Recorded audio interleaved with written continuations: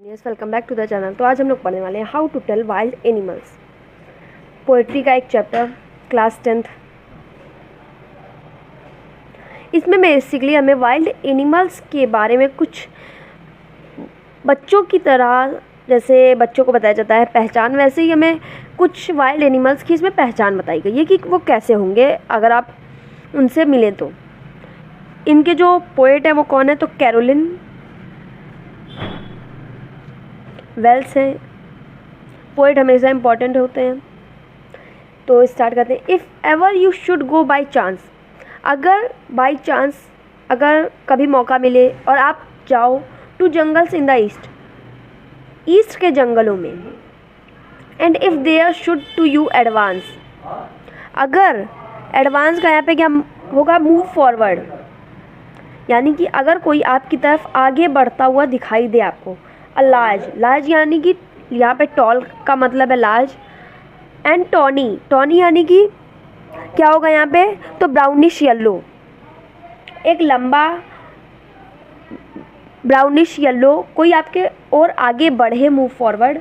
If he roars at you, अगर वो आपके ऊपर ऐसे दहाड़े, एज यू आर डाइन, जैसे कि आप मरने वाले हैं, मतलब अगर आपके आगे कोई बहुत बड़ा सा ब्राउनिश येलो बहुत बड़ा सा और दहाड़ आओ तो लगेगा ना डर बहुत ज़्यादा, तो आप फील करोगे कि आप मरने वाले हो।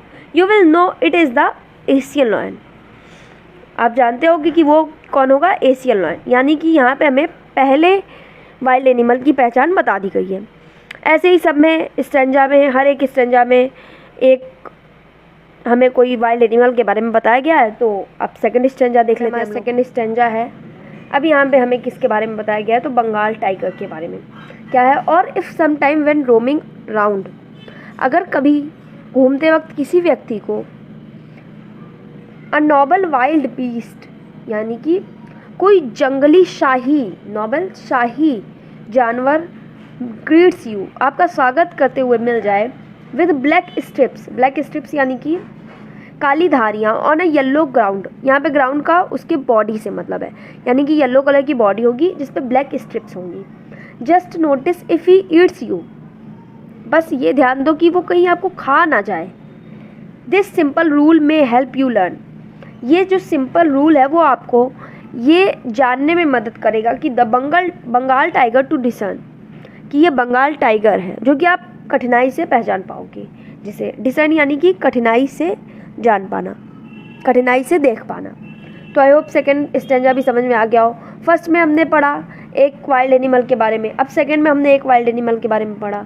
ऐसे ही हमें 3-4 वाइल्ड एनिमल के बारे में पढ़ना है। तो अब थर्ड देख लेते हैं। यहाँ पे हमें एक और stanza, if he strolling fourth, अगर कोई आगे बढ़ता हुआ, अब बीस्ट यू व्यू, और आप देखो एक बड़ा जानवर है वो, बीस्ट यानी कि बड़ा जानवर, wild animal, whose hide with spots is peppered, जिसके जो पीपड़ यानी कि धब्बों से स्पॉट्स हो उसकी बॉडी पे, पूरी बॉडी जो हो वो धब्बों से ढकी हुई हो, हाइड यानी कि ढकी हुई हो। as soon as he leapt on you, वो as soon as यानी कि बहुत तेज छलांग मारेगा आप पर। you will know it is the leopard, वो कौन होगा, लियोपर्ड होगा। it will do no good to roar with pain, चिल्लाने से, यहाँ पे रोर का मतलब इंसान के चिल्लाने से है, कि आपके चिल्लाने से, दर्द भरे चिल्लाने से कोई फ़ायदा नहीं होगा। He will only lap and lap again, वो केवल क्या करेगा, छलांग मारता ही जाएगा, मारता ही जाएगा, आप कितना भी चिल्ला लो कोई फ़ायदा नहीं होगा। तो अब हम लोग नेक्स्ट स्टेंजा देख लेते हैं। स्टेंजा में हमें किसके बारे में बताया गया है, तो देखते हैं। If when you are walking around your yard, मतलब यार्ड यहाँ पे वैसे आंगन को बोला जाता है, लेकिन अगर आप अपने घर के आसपास, अब तो सोसाइटी में घर होते हैं तो नहीं, लेकिन एक टाइम के पहले जब ऐसे ही घर कहीं किसी का गांव में अकेले घर हो, तब वहाँ पे ऐसे चांसेस हो सकते थे।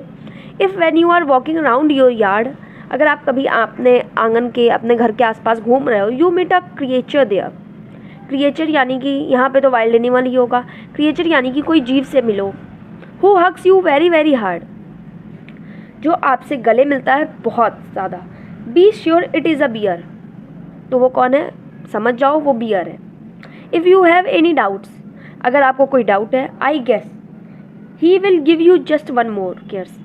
केयर्स का यहाँ पे मतलब क्या है, तो टच, यानी कि अगर आपको कोई डाउट है तो आई गेस वो तुम्हें एक और चांस देगा एक टच का, यानी कि अब आप एक बार घूम रहे, आपको मिला, हो सकता है दोबारा कभी मिले, फिर वो आपको एक चांस देगा, फिर वो आपको हक करेगा।